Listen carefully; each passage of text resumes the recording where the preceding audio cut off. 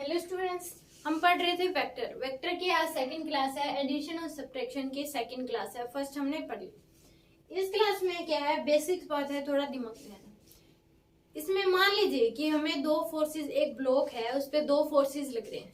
एक ब्लॉक हमें दे दिया जिसपे दो फोर्सेस लग रहे हैं, एक उधर और एक इधर। ये भी हमारे पास 10 न्यूटन का लग रहा है, दूसरा भी हमारे पास 10 न्यूटन का लग रहा है। तो रिजल्टेंट जो आएगा वो बीचों बीच आएगा, क्योंकि एक बॉडी पे, मान लीजिए एक बॉडी पे दोनों इक्वल, एक बॉडी ऐसे हैं दोनों पे इक्वल फोर्स लग रहे हैं, तो बॉडी क्या जाएगी, बीचों बीच जाएगी। जो बॉडी क्या होगी, बीचों बीच। ये एंगल जो होगा θ1, दिस वन इज θ2।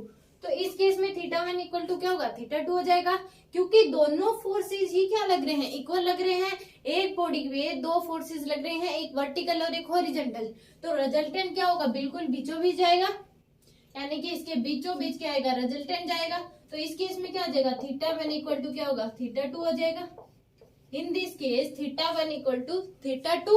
अब मान लीजिए हमने ए को क्या कर दिया, बड़ा कर दिया। ए को हमने क्या कर दिया, 20 कर दिया। तो इस केस में ये क्या हो जाएगा, रिजल्टेंट थोड़ा इधर शिफ्ट हो जाएगा, ए की तरफ। रिजल्टेंट क्या होगा, ए की तरफ शिफ्ट हो जाएगा। हमने इसको 40 कर दिया ए को, तो रिजल्टेंट क्या हो जाएगा, और शिफ्ट हो जाएगा ए की तरफ। ए की तरफ क्या हो जाएगा, और शिफ्ट हो जाएगा थोड़ा सा। अगर हमने ए को 1000 भी कर दिया और बी को क्या रखा, 10 रखा, ए को 1000 भी कर दिया और बी को 10 रखा, तो ये क्या हो जाएगा, और इधर पर हल्का सा क्या होगा, इधर रहेगा, क्योंकि 10 का तो लग रहा है ना, 10 का तो फोर्स लग रहा है, तो हल्का सा क्या होगा, इधर हो जाएगा। ये बिल्कुल हल्का सा हो, बिल्कुल सीधा नहीं होगा, क्योंकि बी 10 लग रहा है। ये चाहे 1000 लगे, 500 या फिर 1 लाख लगे, फिर भी क्या होगा, जो ए फोर्स अगर वो 1 लाख भी लग रहा है, 1 लाख न्यूटन, तो उस केस में भी हल्का सा थोड़ा सा इधर होगा, बिल्कुल हल्का सा हो, क्योंकि ये थोड़ा बहुत तो लग रहा है। ओके, अगर ए और बी इक्वल है तो उस केस में θ1 इक्वल टू क्या होगा, θ2। θ1 इक्वल टू क्या हो जाएगा, θ2 हो जाएगा। मान लीजिए कि हमने क्या कर दिया, ए को 20 कर दिया और बी को 10 ही रखा, तो उस केस में रिजल्टेंट क्या होगा, थोड़ा सा ऊपर शिफ्ट हो जाएगा, यानी कि ये θ1 और ये क्या होगा, θ2। तो इस केस में θ2 क्या हो जाएगा, ग्रेटर देन θ1, क्योंकि रिजल्टेंट क्या हो गया, एक ही तरफ शिफ्ट हो गया। तो इस केस में θ2 क्या हो जाएगा, ग्रेटर देन हो जाएगा θ1 से। ओके, अगर हमने थर्ड केस बी को 20 कर दिया और ए को क्या रखा, 10 रखा, बी को 20, तो रिजल्टेंट क्या हो जाएगा, नीचे की तरफ शिफ्ट हो जाएगा, यानी कि θ1 क्या हो जाएगा, greater than θ2। θ1 is greater than θ2, यानी ये जिस तरफ या ओरिजेंटल अगर फोर्स ज्यादा लग रहा है तो जो रिजल्टेंट होगा वो हॉरिजॉन्टल की तरफ शिफ्ट हो जाएगा। अगर वर्टिकल फोर्स ज्यादा लग रहा है हॉरिजॉन्टल से, तो जो रिजल्टेंट है वो क्या हो जाएगा, वर्टिकल की तरफ शिफ्ट हो जाएगा। इस केस में हम थीटा की वैल्यू निकाल सकते हैं कि कौन सा एंगल बड़ा होगा। ओके, अगर दो फोर्सेस लग रहे हैं, उनके बीच रिजल्टेंट दे रखा है और दो थीटा दे रखे हैं, तो हम ऑर्डर सेट कर सकते हैं कि कौन सा थीटा बड़ा होगा। तो यानी कि ए और बी इक्वल है, तो दोनों थीटा क्या होंगे, रिजल्टेंट के इधर हॉरिजॉन्टल के साथ जो थीटा बना हुआ है और वर्टिकल के साथ जो थीटा बना है वो इक्वल होंगे, क्योंकि दोनों फोर्सेस क्या है, इक्वल है। अगर ए को हमने वर्टिकल फोर्स जो है वो क्या कर दिया, ग्रेटर देन कर दिया हॉरिजॉन्टल फोर्स, तो रिजल्टेंट क्या हो जाएगा, वर्टिकल की तरफ शिफ्ट हो जाएगा, और उस केस में जो हॉरिजॉन्टल के साथ थीटा बना है वो ग्रेटर देन हो जाएगा वर्टिकल के साथ जो थीटा बना है उससे। अगर हमने हॉरिजॉन्टल के फोर्स को क्या कर दिया, वो बड़ा कर दिया वर्टिकल के फोर्स से, तो उस केस में क्या हो जाएगा, horizontal theta, vertical theta greater than horizontal theta. Horizontal के साथ जो थीटा बना हुआ है वो स्मॉल हो जाएगा वर्टिकल के साथ जो थीटा बना हुआ है। ओके, तो आपको ये समझ आ गया होगा, तो आप इसको नोट कर लीजिए।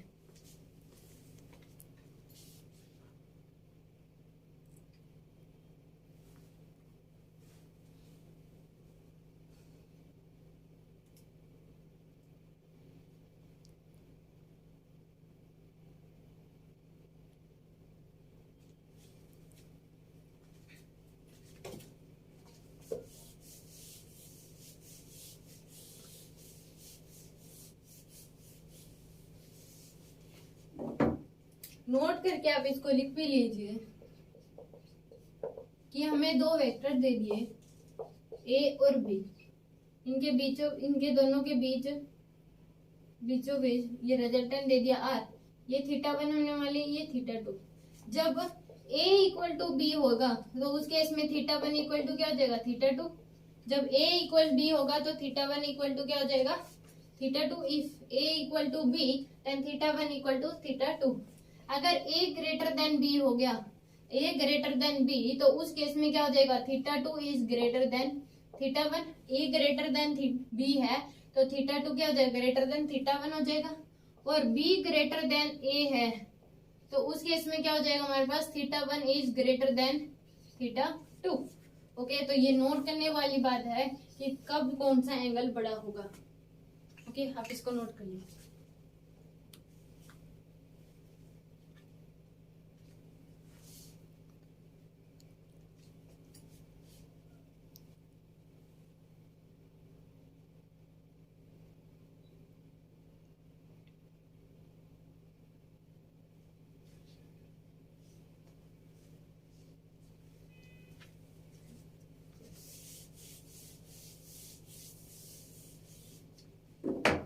एक क्वेश्चन करते हैं इस पे base.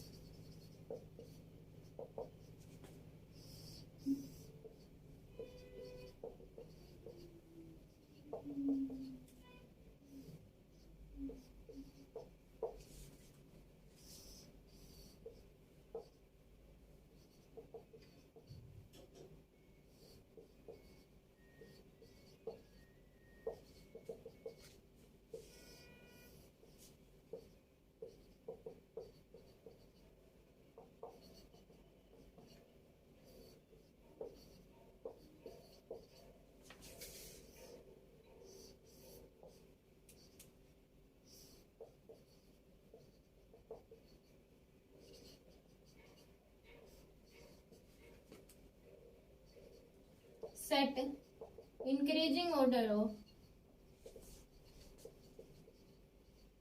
theta 1, theta 2, theta 3, theta 4।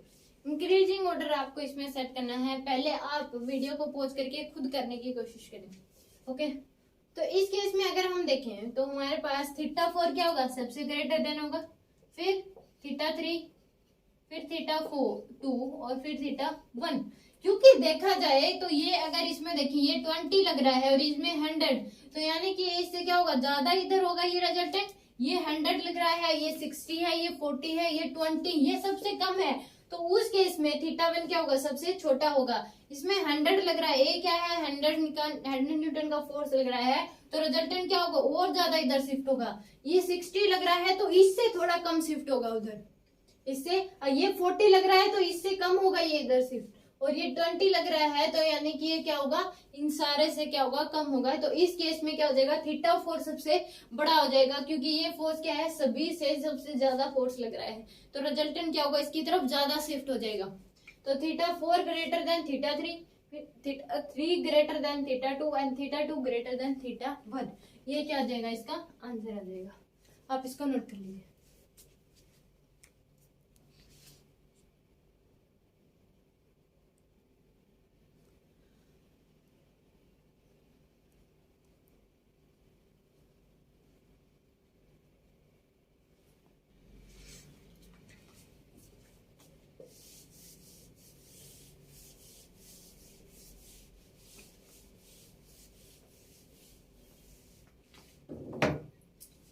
मान लीजिए हमें दो रिजल्टेंट दिए, दो वेक्टर दिए गए हैं, ए वेक्टर बी वेक्टर, और दो हमें क्या दे दिए, दो वेक्टर दे दिए और उनके बीच का एंगल क्या दे दिया, थीटा दे दिया। कह दिया फाइंड आउट रिजल्टेंट। तो रिजल्टेंट निकालने के लिए फार्मूला क्या होता है, ए स्क्वायर प्लस यानी कि ए वेक्टर का स्क्वायर बी वेक्टर का square plus 2ab cos theta पूरे का अंडर रूट। ये क्या होता है, हमारे पास रिजल्टेंट निकालने का फॉर्मूला होता है।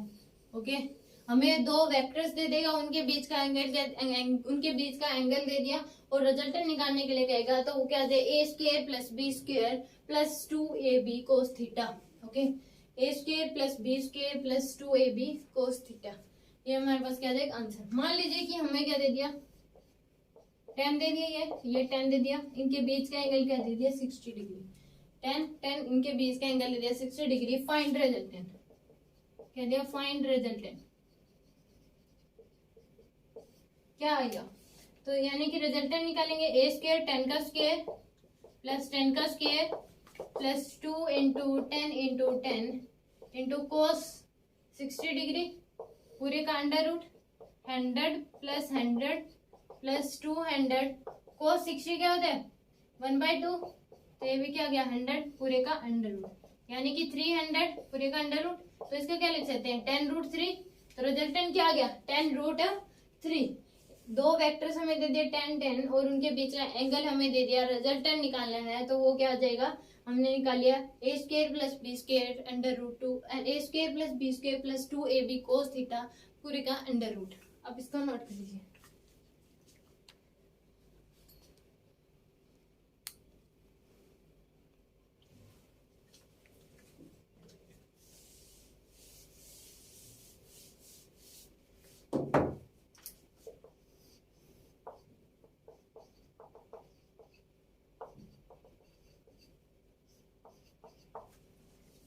इसको निकालेंगे a² यानी कि 20 का स्क्वायर, रिजल्टेंट निकालना है इसका भी 20 का स्क्वायर प्लस 20 का स्क्वायर प्लस 2 इंटू 20 इंटू 20 कोस 60 डिग्री पूरे का अंडर रूट 400 प्लस 400 प्लस 800 कोस यानी 1/2 400 पूरे का अंडर रूट तो 1200 पूरे का अंडर रूट, तो क्या गया 20√3 हम इसको लिख सकते हैं 20√3। तो इसमें ये देखने की बात चल रही है कि अगर दो वेक्टर इक्वल हैं, मैग्नीट्यूड वाइज क्या है दोनों इक्वल हैं और उनके बीच का एंगल अगर 60 डिग्री दे रखा है तो किसी एक को √3 से मल्टीप्लाई करा दें, वो ही क्या आ जाएगा रिजल्टेंट आ गया। अगर मान लीजिए ये दिया गया था हमें ये 30, ये बी भी क्या दिया गया 30, तो एंगल इन दोनों के बीच क्या दे दिया 60 डिग्री, तो रिजल्टेंट आ जाता 30√3। आप इस फॉर्मूले से भी करके देख सकते हो, रिजल्टेंट क्या आएगा 30√3 ही आएगा। यानी कि इससे ये पता लग गया है कि अगर दोनों वेक्टर मैग्नीट्यूड वाइज इक्वल हैं और उनके बीच का एंगल 60 डिग्री दे रखा है तो उस केस में किसी एक को √3 से मल्टीप्लाई करा दो, वही क्या होगा रिजल्टेंट होगा, वही क्या हो जाएगा रिजल्टेंट हो जाएगा। ओके, यानी कि नोट करने वाली जो बात है वो क्या है इस केस में, हमें एक वेक्टर a दे रखा है दूसरा भी a दे रखा है और उनके बीच का एंगल 60 डिग्री अगर हमें गिवन है तो रिजल्टेंट जो होगा a√3 यानी कि किसी एक को √3 से मल्टीप्लाई करा दे, वही क्या हो जाएगा रिजल्टेंट हो जाएगा। This is the very important बात है। ये क्या है कि इंपॉर्टेंट बात है कि अगर दो वेक्टर्स मैग्नीट्यूड वाइज सेम है और उनके बीच का एंगल 60 डिग्री दे रखा है तो रिजल्टेंट क्या आ जाएगा, किसी एक को √3 से मल्टीप्लाई करा दो। तो आप इसको नोट कर लीजिए।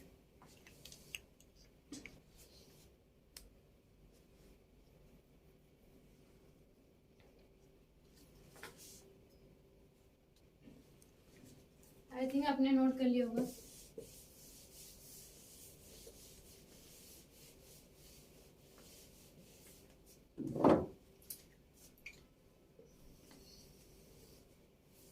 सेकंड,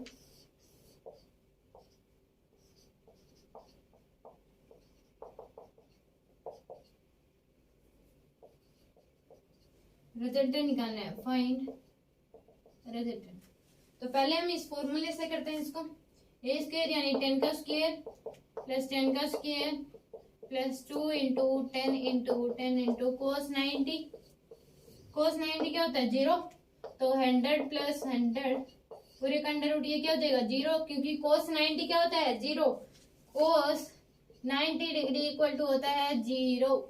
तो ये क्या आ जाएगा हमारे पास 10√2, this is the 10√2। Okay, next आप खुद करना है।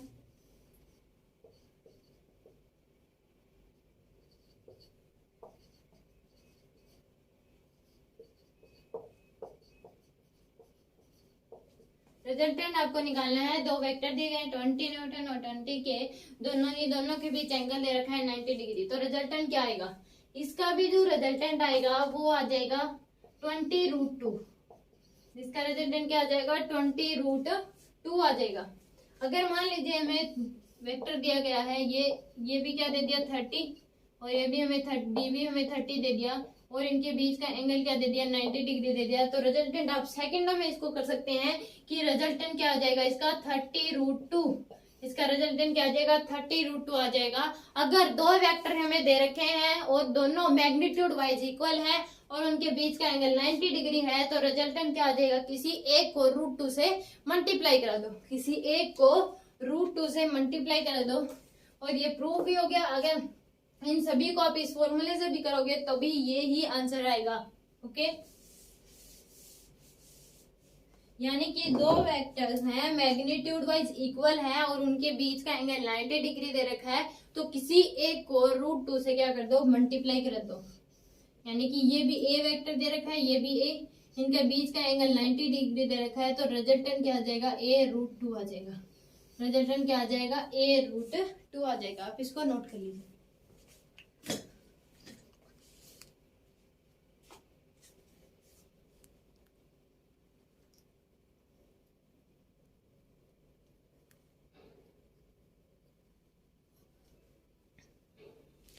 इसकी हमें जरूरत कहाँ पड़ती है, जब हम करेंगे तो उसमें अगर इस छोटी सी बात ही हमें पता है कि अगर दो वेक्टर दे रखे हैं उनके मैग्नीट्यूड वाइज सेम है, एंगल 60 डिग्री दे रखा है और वही स्टार्टिंग में ही उस क्वेश्चन में वो करना है, पहले उसका रिजल्टेंट निकालना पड़ेगा फिर फर्दर हम क्वेश्चन को सोल्व कर सकेंगे। तो हमें तो पता ही होगा कि दो वेक्टर है मैग्नीट्यूड वाइज सेम है तो रिजल्टेंट क्या आएगा, जो मैग्नीट्यूड वाइज सेम है तो किसी एक को √3 से मल्टीप्लाई, वहां हमारा टाइम क्या हो जाएगा, बच जाएगा कि हमें पता ही है अगर दो वेक्टर गिवन है मैग्नीट्यूड वाइज सेम है, एंगल 60 डिग्री है तो किसी एक को √3 से मल्टीप्लाई करा दो। अगर एंगल 90 डिग्री है और दोनों वेक्टर मैग्नीट्यूड वाइज सेम है तो किसी एक को क्या कर दो, √2 से मल्टीप्लाई करा दो। इसी प्रकार से हम इस इलेक्ट्रोस्टैटिक में पढ़ते हैं। मान लीजिए कि हमें एक ट्रायंगल दे दी और यहाँ पे +q चार्ज दे दिया, यहाँ पे +q चार्ज दे दिया, इस पॉइंट पे हमें क्या देगा, इलेक्ट्रिक फील्ड बताओ क्या होगी। तो इसकी वजह से इलेक्ट्रिक फील्ड इधर होगी ई की, इसकी वजह से इलेक्ट्रिक फील्ड इधर होगी ई की, और इन दोनों के बीच जो एंगल बनता है वो क्या होता है, 60 डिग्री होता है। इन दोनों के बीच एंगल जो होगा वो 60 डिग्री होगा। तो हमारे पास जो इलेक्ट्रिक फील्ड आ जाएगी वो क्या आ जाएगी, e√2 या √2e आ जाएगा, √2e। देखते ही हम निशान लगा सकते हैं कि इसका जो यहाँ इस पॉइंट पे जो इलेक्ट्रिक फील्ड आएगी वो √2e होगा। इस पॉइंट पे इलेक्ट्रिक फील्ड जो होगी वो √2e होगा। हमें सोल्व करने की जरूरत ही नहीं पड़ेगी, हम डायरेक्ट इसमें लगा सकते हैं, क्वेश्चन पे टिक कर सकते हैं। मान लीजिए हमारे पास आ गया कि एक स्क्वायर हमें दे दिया, यहाँ पे +q चार्ज दे दिया, एक यहाँ पे +q चार्ज दे दिया, इस पॉइंट पे हमें मैग्नेटिक फील्ड पूछ ली। तो इस चार्ज की वजह से क्या होगा, इस तरफ ई की मैंने इलेक्ट्रिक फील्ड और इसकी वजह से नीचे इलेक्ट्रिक, ये एंगल क्या होगा 90 डिग्री।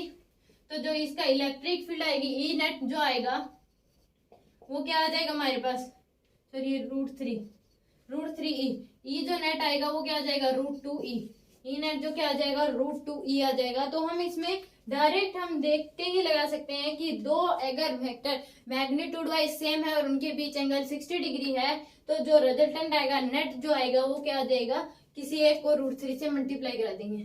तो इस प्रकार से बहुत क्वेश्चन होते हैं कि हमें डायरेक्ट ही हमें उसमें पता है उसको सोल्व करने, तो टाइम उसमें हमारे पास बच जाता है। तो आप इसको नोट कर लीजिए।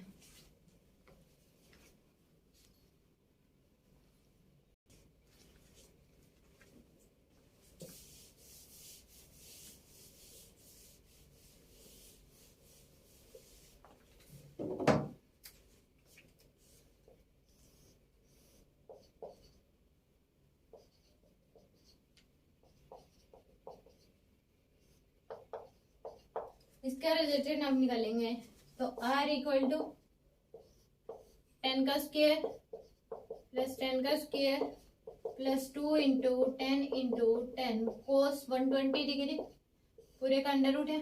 मैं बता दूं cos 120 डिग्री, cos 120 डिग्री होता है -1/2।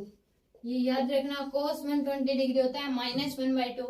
अगर आपको नहीं निकालनी आती तो उस केस में आप ट्रिग्नोमेट्री फर्स्ट क्लास आप देख सकते हैं, उसमें ट्रिग्नोमेट्री जिसमें हमने सारी वैल्यूज निकालना आपको बताइए। पर cos 120 डिग्री होता है -1/2। तो क्या हो जाएगा 10 का 100 प्लस 100 प्लस 200 इंटू -1/2, तो ये पूरे का अंडर रूट, ये क्या गया 100 प्लस 100 माइनस 100, तो क्या आ गया अंडर रूट 100। तो क्या आ गया आंसर, रिजल्टेंट क्या आ गया 10 आ गया। रिजल्टेंट हमारे पास क्या आ गया 10 आ गया। तो अब इसको नोट कर लीजिए।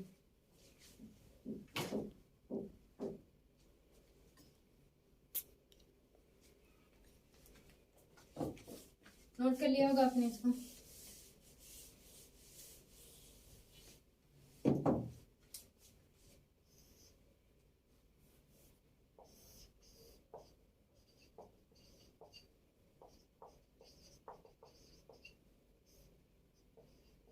तो इसका जो रिजल्टेंट आएगा कि हमें दोनों दो वेक्टर दे रखे हैं, उन दोनों के बीच एंगल 120 डिग्री दे रखा है, तो रिजल्टेंट क्या आ जाएगा इसका 20 के इक्वल आ जाएगा, 20 के इक्वल आ जाएगा। अगर हमें आप फॉर्मूले से भी करके देख सकते हैं, 20 के इक्वल ही आएगा। ए दे रखा है 100 और बी भी दे रखा है 100, तो उस केस में और एंगल 120 डिग्री दे दिया, तो इसका रिजल्टेंट 100 के इक्वल आ जाएगा। इसका रिजल्टेंट क्या होगा, 100 के इक्वल आ जाएगा।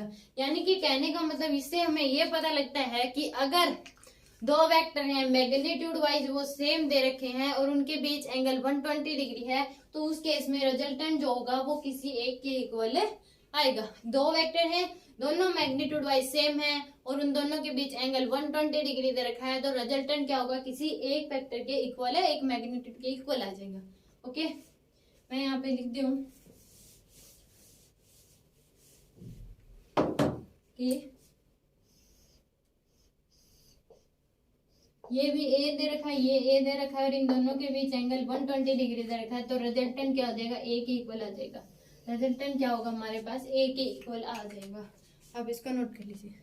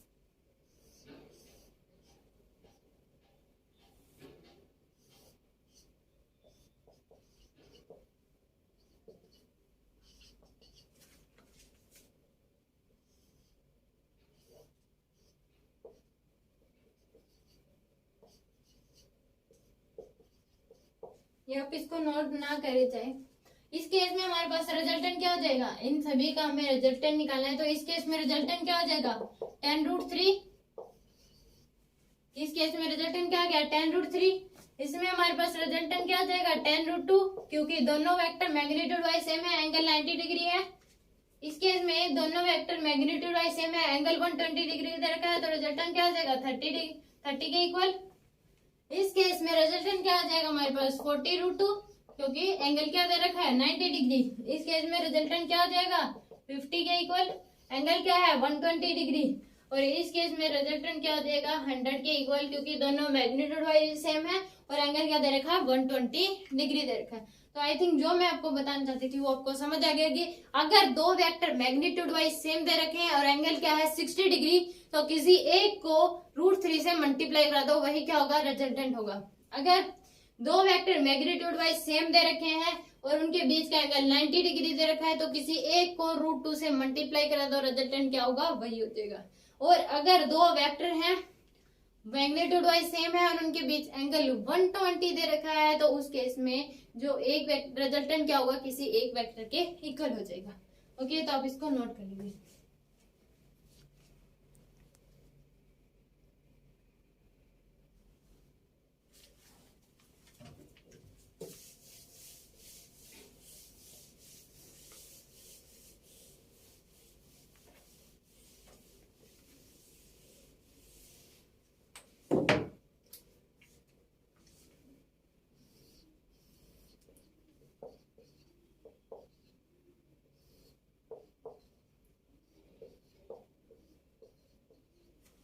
इसमें हमें क्या करना है, फाइंड θ1 और θ2 हमें निकालना है। अगर क्या they find theta one and theta two. Okay, तो थीटा वन हो जाएगा tangent theta one equal to tangent theta one equal to क्या हो जाएगा हमारे पास, जिसके साथ एंगल नहीं बना हुआ वो क्या आ जाएगा नीचे, तो जिसके साथ एंगल बना हुआ वो क्या आ जाएगा नीचे आ जाएगा, और जिसके साथ एंगल ना बना हुआ वो क्या आ जाएगा हमारे पास ऊपर आ जाएगा। तो यहाँ से थीटा वन की वैल्यू क्या हो जाएगी, tan inverse B by A, tan inverse B by B, क्योंकि टेंजेंट थीटा क्या होता है, परपेंडिकुलर अपॉन बेस होता है। टेंजेंट थीटा क्या होता है, परपेंडिकुलर अपॉन बेस होता है। तो उस केस में टेंजेंट थीटा वन हमें निकालना है, तो ये क्या हो जाएगा बेस, और ये क्या हो जाएगा हमारे पास परपेंडिकुलर, क्योंकि जिसके साथ एंगल बना होता है वो क्या होता है बेस होता है, और दूसरी वाला क्या होता है परपेंडिकुलर होता है। तो यानी हमारे पास क्या आ गया बी बाई ए, या फिर आप ऐसे भी याद रख सकते हो कि जिसके साथ एंगल बना होगा वो क्या आएगा नीचे आएगा, और ये दूसरे वाला क्या आएगा ऊपर, यानी कि थीटा वन की वैल्यू क्या आ गई, tan inverse B by A. Okay, theta one is equal to tan inverse B by A. Theta two अगर हम निकालें, टेंजेंट थीटा टू, ये क्या हो जाएगा हमारे पास, थीटा टू निकालना है तो यानी कि ए बाई बी, जिसके साथ एंगल बना है वो नीचे आ गया, और दूसरे वाला क्या आ गया ऊपर। थीटा टू की वैल्यू क्या आ जाएगी, tan inverse A by B, ये क्या आ गया हमारे पास थीटा टू की वैल्यू आ गई। और ये तभी वैलिड है जब ए और बी क्या है परपेंडिकुलर है। दिस इज वैलिड, मैं यहां लिख देती हूँ, this is valid only when A and B are perpendicular. A और बी जब परपेंडिकुलर है आपस में, तो उस केस में ही परपेंडिकुलर टू ईच अदर, दोनों आपस में परपेंडिकुलर हैं, उसी केस में ये क्या है, ये तभी ये वैलिड है जब ए और बी आपस में क्या है परपेंडिकुलर है। मान लीजिए 10√3, ये मैं 10 दे दिया, ये रिजल्टेंट है, ये थीटा वन थीटा टू। तो इस केस में क्या हो जाएगा, अगर हमें थीटा वन निकालना है तो क्या हो जाएगा हमारे पास, tangent theta one equal to 10 divide by में 10√3, तो ये क्या आ गया 1/√3, यानी कि थीटा वन की वैल्यू क्या आ गई, टेंजेंट थीटा वन यानी कि 1/√3 क्या होता है 30 डिग्री। टेंजेंट थीटा 1/√3 क्या होता है 30 डिग्री होता है। टेंजेंट 30 डिग्री की वैल्यू क्या होती है 1/√3 होता है। ओके, तो ये हमारे पास आ गया। अगर इसने कहता कि थीटा टू निकालिए, तो tangent theta two equal to क्या आ जाता 10√3 डिवाइड बाय में 10 कैंसिल, यानी कि √3, तो थीटा की वैल्यू क्या आ जाती है, थीटा टू की वैल्यू क्या आ जाती है हमारे पास 60 डिग्री, क्योंकि टेंजेंट √3 कब होता है, जब एंगल क्या होता है 60 डिग्री होता है। यानी कि टेंजेंट थीटा की वैल्यू √3 तब होती है जब एंगल क्या होता है 60 डिग्री होता है। तो ये क्या चाहिए हमारे पास, ये इस प्रकार से इस पे क्या आते हैं क्वेश्चन आते हैं। और ये तभी वैलिड है जब ए और बी परपेंडिकुलर दे रखा हो, तभी वैलिड है जब ए और बी क्या दे रखा हो, परपेंडिकुलर दे रखा हो, और किसी एक के साथ हमें क्या दे पूछा हो, किस ए और बी परपेंडिकुलर दे रखा हो, और किसी एक के साथ हमें रिजल्टेंट का किसी एक वेक्टर के साथ एंगल पूछा हो, तभी हम इसको अप्लाई कर सकते हैं। तो आप इसको नोट कर लीजिए।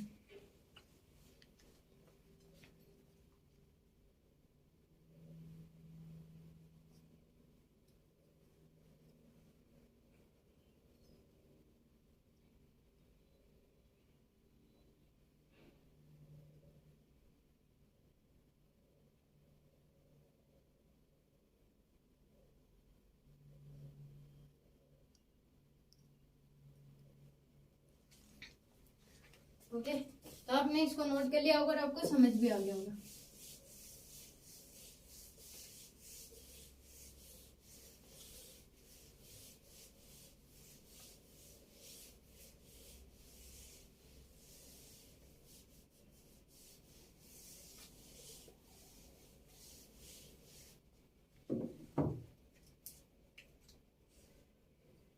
नेक्स्ट क्वेश्चन अगर 20 दे रखा, दिस वन इज 12।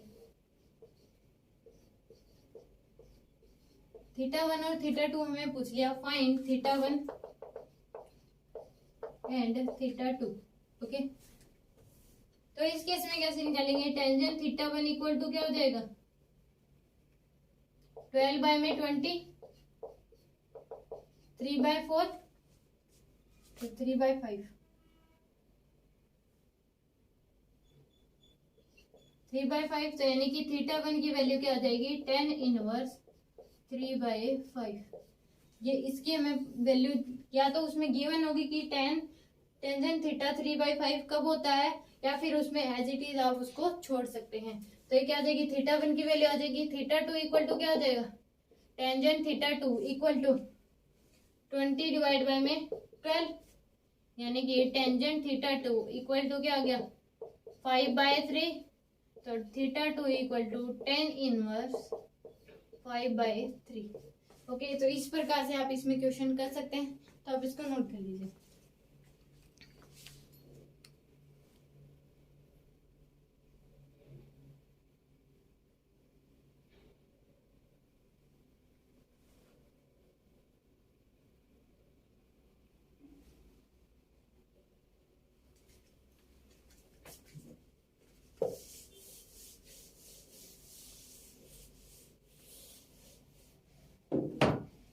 मान लीजिए क्वेश्चन आपको ऐसा दे दिया,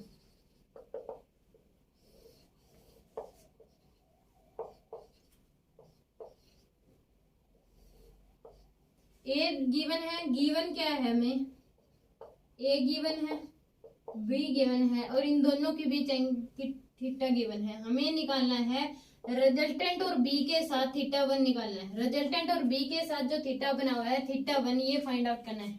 find theta one, theta one आपको क्या करना है, फाइंड आउट करना है। गिवन क्या है, ए और बी गिवन है, और ए और बी के बीच का एंगल आपको थीटा गिवन है।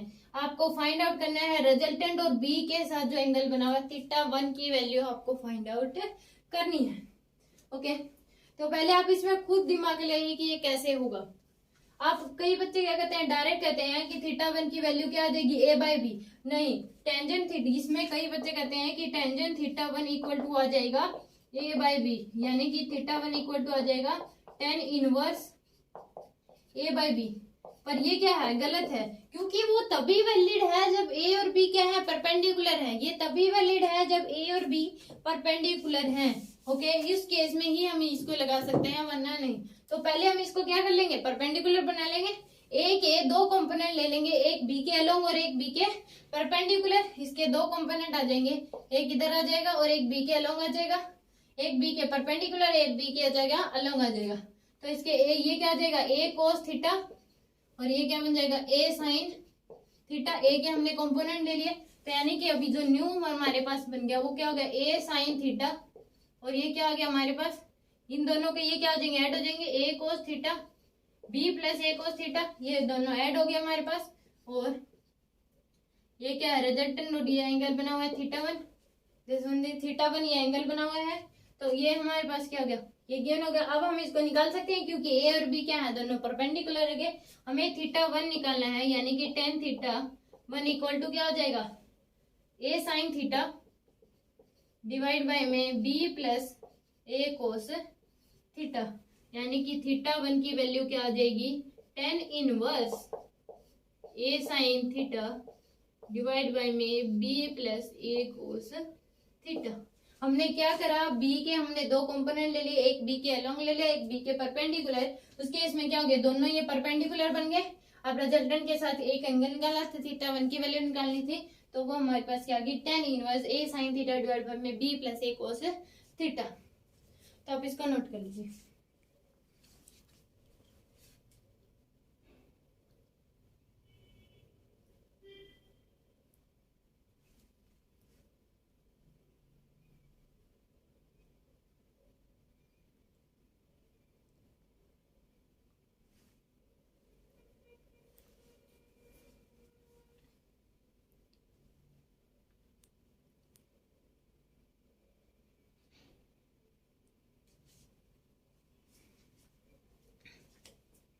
ओके, आई थिंक आपको समझ आ गया होगा, नोट भी कर लिया होगा।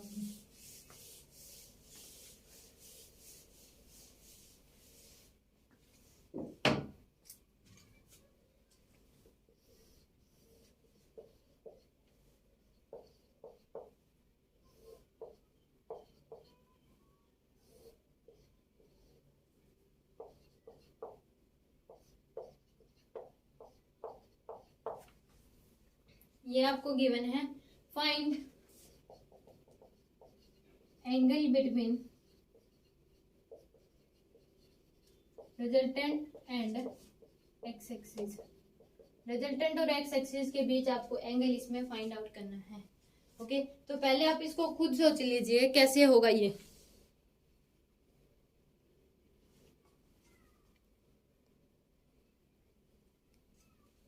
तो इसमें हम कैसे करेंगे, इन चारों की हम क्या बना लेंगे, दो बना लेंगे, और वो दोनों क्या होंगे, एक दूसरे के परपेंडिकुलर होंगे।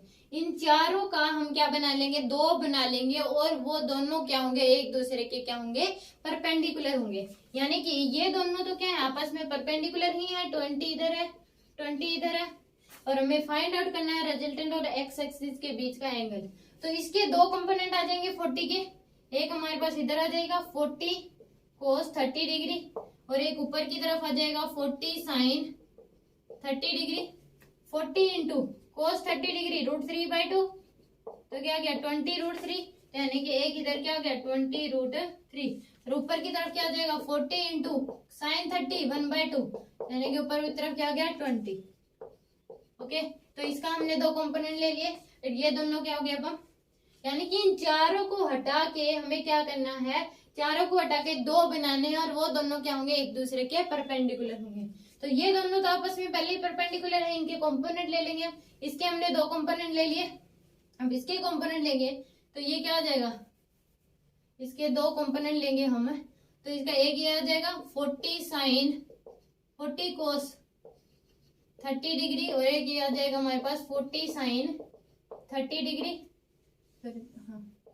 sin 30, यानी कि 40 sin 30 क्या होता है 1/2, तो ये 20 आ गया, और cos 30 क्या होता है 40 इंटू √3/2, क्या आ गया 20 √3।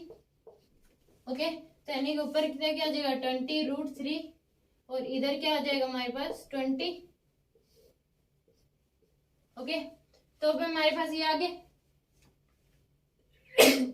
सॉरी, हमें क्या निकाला था, रिजल्टेंट क्या आएगा, इनके बीचों बीच आएगा। रिजल्टेंट क्या आएगा, बीचों बीच आएगा।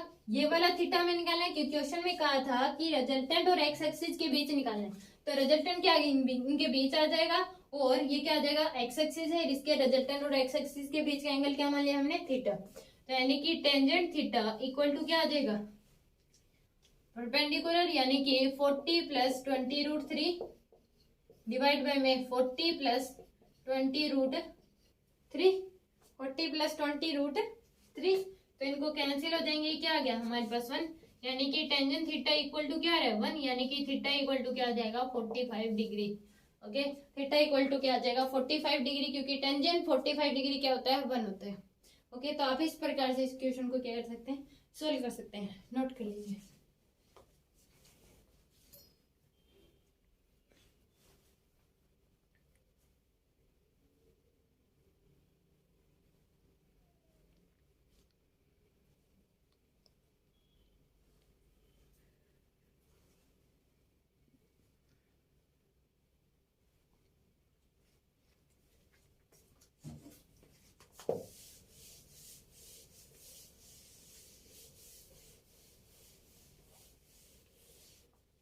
और मैं आपको बता दूं कि मेरे इस चैनल पे आपको आईआईटी नीट व बोर्ड की फिजिक्स की सभी क्लासेस फ्री ऑफ कॉस्ट मिलेंगी। तो आप, और हर एक क्लास के बेस क्या होगा, डीपीपी होगी, जिसमें 20 क्वेश्चंस होंगे, और उस डीपीपी का लिंक आपको डिस्क्रिप्शन बॉक्स में मिल जाएगा। उस लिंक पे क्लिक करके आप डीपीपी को डाउनलोड कर सकते हैं और उसको सोल्व कर सकते हैं। आप पूरा लेक्चर देखिए, अगर वो डीपीपी सोल्व करते हैं तो आपका हर एक कंसेप्ट क्या हो जाएगा, क्लियर हो जाएगा। कोई भी डाउट आए तो आप कमेंट बॉक्स में लिख के पूछ सकते हैं।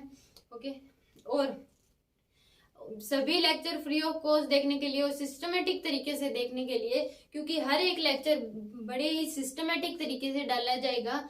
हर एक चैप्टर का हर एक टॉपिक क्या होगा, जिसमें हर एक टॉपिक पे बेस्ड लेक्चर सिस्टमेटिक तरीके से मेरे इस चैनल पे मिलेंगे।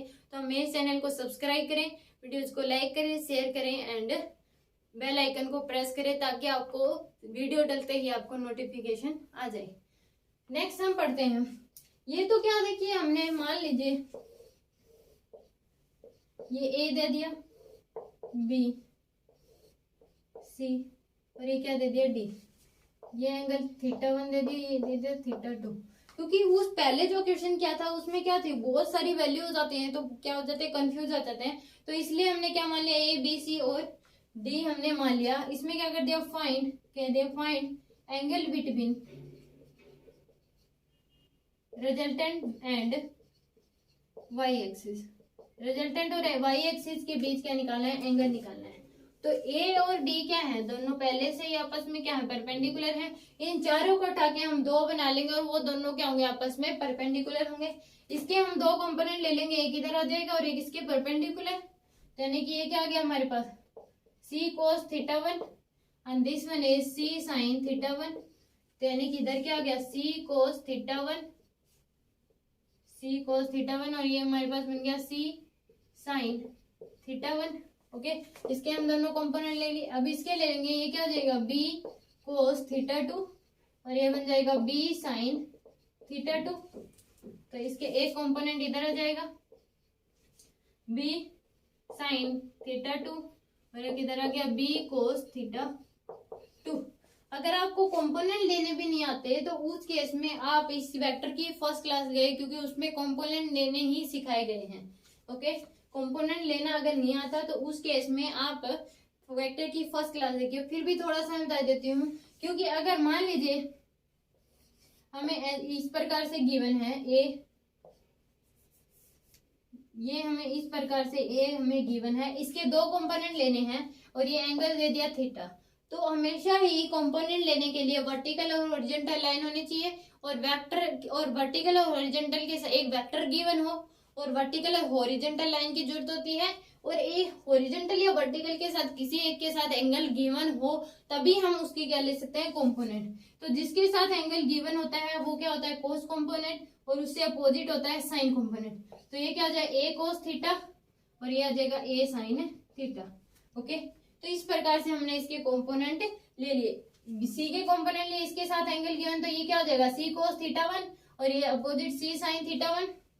इसके हमने दो कंपोनेंट लिए। फिर बी के हमने कंपोनेंट लिए, ये इसके साथ थीटा गिवन है वर्टिकल के साथ, तो इस केस में क्या जाएगा, ये वाला क्या जाएगा, बी कोस कंपोनेंट हो जाएगा, यानी बी कोस थीटा टू, और ये आ जाएगा बी साइन थीटा टू। अब हमें क्या निकालना था, रिजल्टेंट का वाई एक्सिस के साथ थीटा निकालना था, तो ये हमें निकालना है। तो टेंजेंट थीटा इक्वल टू क्या हो जाएगा, B sine theta two plus C cos theta one plus D divide by में ए प्लस सी साइन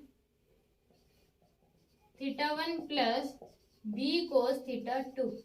यह आ गया, यानी कि थीटा इक्वल टू क्या आ जाएगा, tan inverse B sine theta two plus C cos theta one plus D divide by में A plus C sine theta one plus B cos theta two. ये क्या हो गया हमारे पास, रिजल्टेंट और वाई एक्सिस के बीच का एंगल हमने निकाल लिया। तो आप इसको नोट कर लीजिए।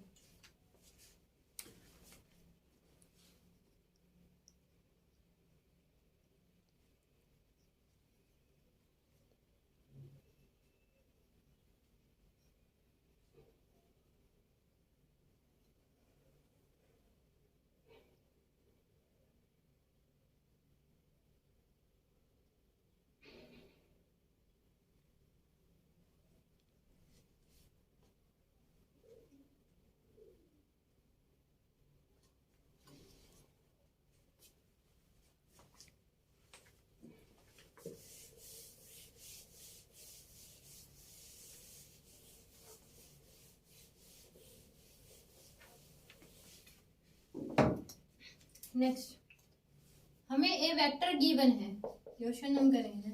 ये वेक्टर हमें गिवन है 2i cap plus 3j cap, 2i plus 3j cap. Find करना है, फाइंड एंगल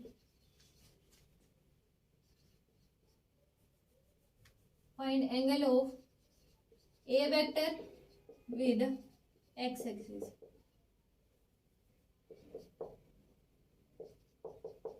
हमें क्या फाइंड आउट करना है, एक वेक्टर दे रखा है ए 2i cap plus 3j cap, find करना है angle of A vector with x axis. हमें फाइंड क्या करना है, find angle of A vector with x axis. A vector का एक्स एक्सिस के साथ एंगल क्या होगा वो हमें फाइंड आउट करना है। तो इस क्वेश्चन को हम कैसे करेंगे, हम दोनों वेक्टर्स को बना लेंगे 2i कैप, यानी कि इधर क्या है 2, इधर क्या हमारे पास 3। ओके, हमें फाइंड आउट क्या करना है, इनका रिजल्टेंट क्या आएगा, बीचों बीच आएगा। तो यानी कि ए वेक्टर का एक्स एक्सिस के साथ हमें थीटा फाइंड आउट करना है, तो ये वाला एंगल हमें फाइंड आउट करना है। यानी कि आप कहेंगे तो वेक्टर ए तो ये है पूरा, पर 3 और 2 का रिजल्टेंट क्या आएगा, बीचों बीच आएगा, और वो वही काम करेगा जो ये काम कर रहा है। तो यानी कि दोनों को मिला के हमने एक लगा दिया, वो क्या है, रिजल्टेंट आएगा। वो क्या आ जाएगा, रिजल्टेंट आ जाएगा। तो यानी कि ये वेक्टर हो गया, इसके एंगल थीटा के साथ एक्स एक्सिस के साथ थीटा के हमें निकालना है। तो टेंजेंट थीटा इक्वल टू क्या आ जाएगा, 3/2, यानी कि थीटा की वैल्यू क्या आ जाएगी, tan inverse 3/2। Okay, tan inverse 3/2, क्योंकि 3 और 2 का रिजल्टेंट क्या आ गया हमारे पास, अब ये आ गया। यानी कि r क्या है, 3 और 2 का रिजल्टेंट है। यही क्या है, ये जो रिजल्टेंट काम करेगा वही ये काम कर रहा था, 2i cap plus 3j cap. इन दोनों को हटा के चाहे हम अकेला ये लगा सकते हैं। तो ये क्या बन गया, अब ए वेक्टर बन गया, और इसका एक्स एक्सिस के साथ हमें थीटा निकालना था, तो क्या आ गया वो tan इनवर्स 3/2। ओके, तो आप इसको नोट कर लीजिए।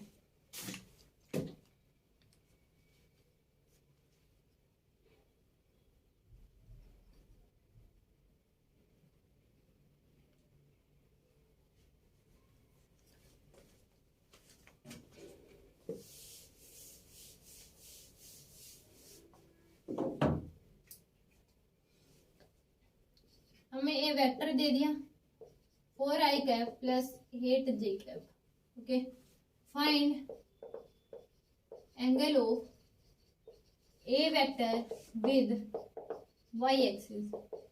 ए वेक्टर का y एक्सिस के साथ हमें एंगल फाइंड आउट करना है। तो इसको हम ऐसे बना लेंगे, y दे रखा है 8, यानी कि 8j, तो ये y एक्सिस में आ जाएगा, और ये क्या आ जाएगा 4, यानी कि i कैप 4 इधर बन जाएगा। और हमें थीटा क्या निकालना है, ये रिजल्टेंट आएगा, ये वाला थीटा हमें निकालना है y एक्सिस के साथ। तो यानी कि टेंजेंट थीटा इक्वल टू क्या आ जाएगा, टेंजेंट थीटा इक्वल टू 4/8। तो यानी कि थीटा इक्वल टू क्या आ जाएगा, theta equal to tan inverse 1/2। थीटा क्या आ गया हमारे पास, tan इनवर्स 1/2। तो इस प्रकार के क्वेश्चन जो अगर आ जाएंगे तो आप इसको सोल्व कर सकते हैं। तो आप इसको नोट कर लीजिए।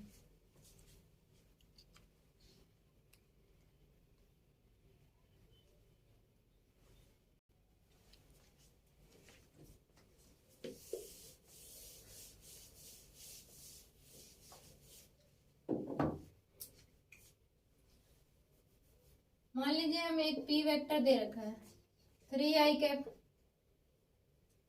2i cap plus 3j cap plus 4k cap. एक क्यू वेक्टर दे रखा है हमें 3i cap plus j cap minus 2k cap. हमें फाइंड आउट करना है p vector plus q vector. p vector plus q vector हमें फाइंड आउट करना है। तो क्या आ जाएंगे, इसमें डायरेक्ट ऐड लेंगे, i में j में k में। तो क्या गया 5i cap plus 4j cap, ये क्या देगा 4k प्लस का है और 2k माइनस का है, तो यानी कि क्या देगा 2k प्लस का बच जाएगा। तो ये क्या हो गया p प्लस q। अगर बोल दिया p vector minus q vector, तो उस केस में क्या आ जाएगा, q वेक्टर के साइन क्या हो जाएंगे, चेंज हो जाएंगे। ये प्लस का है तो ये क्या आ जाएगा माइनस का, और ये प्लस का, ये क्या है प्लस का, तो ये भी क्या हो जाएगा माइनस का, और ये माइनस है तो ये क्या हो जाएगा प्लस हो जाएगा। p vector plus q vector क्या था, तो डायरेक्ट हमने ऐड कर लिया। अब इसने कहा है p vector minus q vector, तो उस केस में क्या हो जाएगा, q वेक्टर के क्या हो जाएंगे, साइन चेंज हो जाएंगे। तो अब हम इसको ऐड कर देंगे। अब इसको ऐड करेंगे तो हमारे पास क्या हो जाएगा, क्योंकि p vector minus q vector करना था, तो उस केस में क्या हो जाएगा, q वेक्टर के साइन चेंज कर लिए। अब इसको ऐड कर लेंगे तो ये क्या आ जाएगा हमारे पास माइनस आई कैप, क्योंकि माइनस का 3i है और प्लस का 2i है, 2i कैप है तो माइनस का i कैप बच जाएगा। और इस केस में क्या हो जाएगा प्लस का 2j कैप, और ये हमारे पास आ जाएगा प्लस 6k कैप। ओके, तो आपको नोट कर लीजिए।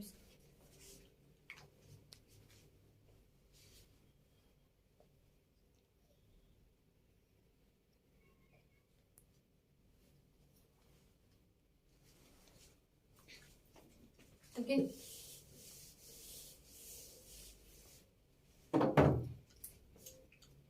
हमें पी वेक्टर गिवन है 8i plus 6j cap, 8i cap minus 4k cap. Q vector हमें गिवन है 2i cap minus 3j cap plus k cap. R vector हमें गिवन है minus 3i cap plus 6j cap plus 3i cap plus 6j cap plus 2k cap. Okay. और S vector हमें given है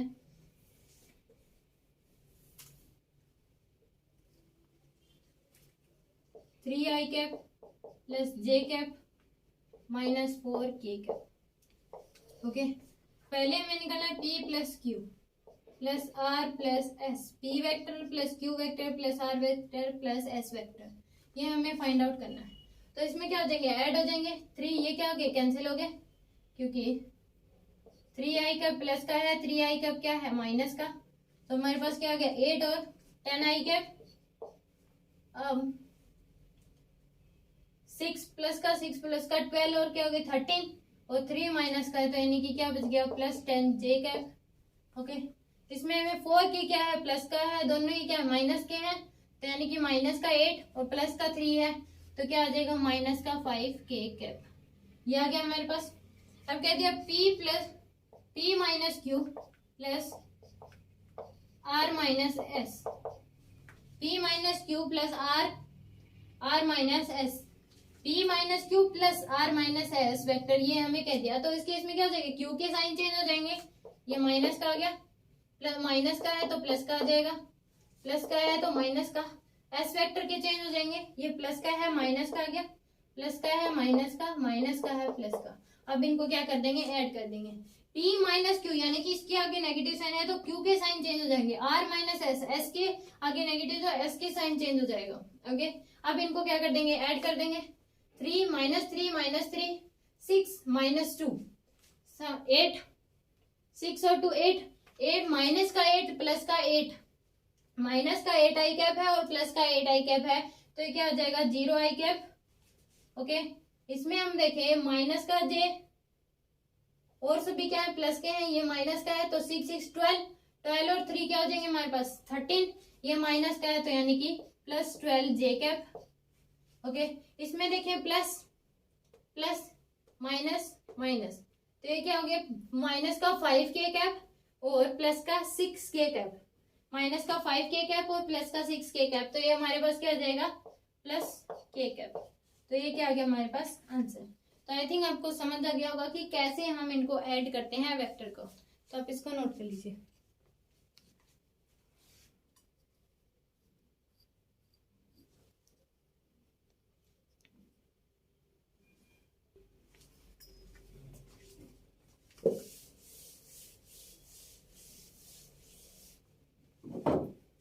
हमें एक vector given है, एक vector हमें गिवन है, ए वेक्टर हमें गिवन है 2i cap plus 3j cap plus 4k cap, ये वेक्टर हमें गिवन है। और क्वेश्चन है ये, find magnitude and direction, find both magnitude and direction separately.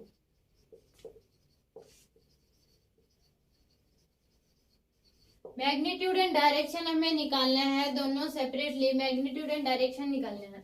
तो इस केस में मैग्नीट्यूड का क्या होता है, मैग्नीट्यूड को हम ऐसे रिप्रेजेंट करते हैं, वेक्टर ए और उसके बाद क्या लगते हैं मोड लगते हैं, वेक्टर ए के क्या लिखते हैं मोड, और इसके लिखते हैं आई कैप 2 का स्क्वायर प्लस 3 का स्क्वायर प्लस 4 का स्क्वायर पूरे का अंडर रूट, यानी कि 2i कैप है तो 2 का स्क्वायर, 3j कैप 3 का स्क्वायर प्लस 4 का स्क्वायर पूरे का अंडर रूट। ये क्या है मैग्नीट्यूड निकालने का फॉर्मूला होता है, फिजिकल परसेप्शन फील इसका आगे इसमें आएगा। ओके।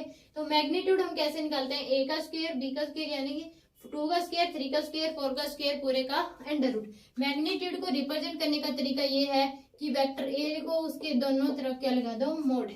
ओके। तो ये आ जाएगा यानी कि 4 प्लस 9 प्लस 16 पूरे का अंडर रूट यानी कि अंडर रूट 29। ये क्या आ गया हमारे पास, मैग्नीट्यूड आ गया। This is the magnitude. Direction हम करते हैं ए कैप।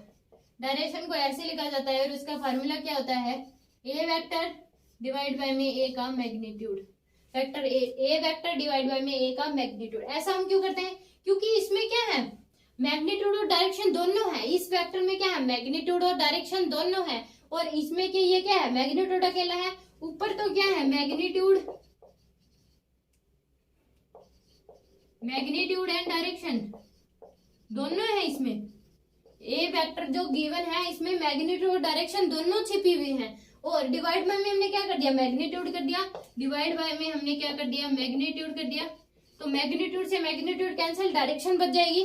तो इस प्रकार से ये क्या होता है, डायरेक्शन निकालने का फॉर्मूला होता है। तो इसमें ए वेक्टर क्या है, 2i cap plus 3j cap plus 4k cap divide by में अंडर रूट 29। ये क्या आ जाएगा हमारे पास, direction. This is the direction. आप कहेंगे ये किस प्रकार की डायरेक्शन है, ये क्या है, मैथमेटिकली फॉर्म में है, मैथमेटिक फॉर्म में है ये डायरेक्शन। ओके, तो मैग्नीट्यूड निकालने का फॉर्मूला क्या होता है, इसका स्क्वायर इसका स्क्वायर इसका स्क्वायर पूरे का अंडर रूट, इसको रिप्रेजेंट ऐसे ए वेक्टर, दोनों ए वेक्टर उसके क्या लगाया जाता है, मोड। और डायरेक्शन को क्या रिप्रेजेंट, ए कैप से इसको डायरेक्शन को रिप्रेजेंट करते हैं। ए कैप, कैप क्या करती है यहाँ, direction represent. A vector divide by में ए का मैग्नीट्यूड। ओके, क्योंकि ऊपर मैग्नीट्यूड डायरेक्शन है, इसमें मैग्नीट्यूड और डायरेक्शन दोनों है, और डिवाइड बाय मैग्नीट्यूड कर दिया तो डायरेक्शन बच जाएगी। तो क्या आ गई, 2i cap plus 3j cap plus 4k cap पूरे का अंडर रूट। आप इसको नोट कर लीजिए।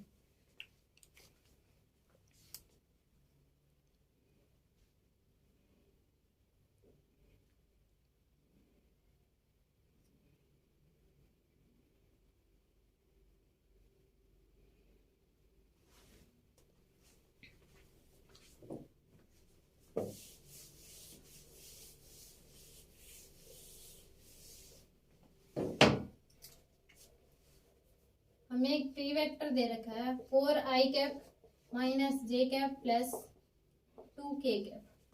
Find both magnitude and direction separately. Magnitude and direction निकालनी है दोनों।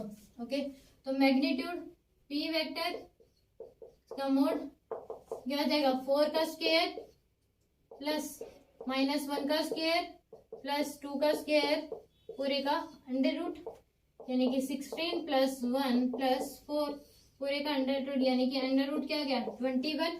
ये हमारे पास क्या आ गया, डायरेक्शन, सॉरी मैग्नीट्यूड आ गया हमें under root 21 is this is the magnitude. Direction क्या आ जाएगी, A cap sorry P cap equal to P vector divide by में पी का मैग्नीट्यूड, पी वेक्टर का मैग्नीट्यूड क्या आ गया 4i cap minus j cap plus 2k cap divide by में अंडर रूट 21।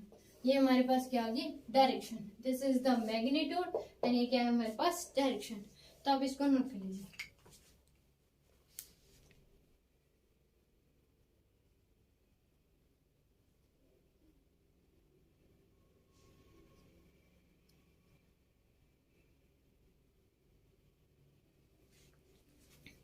यहाँ तक जितना मैंने आपको पढ़ाया आई थिंक आपको समझ आ गया होगा।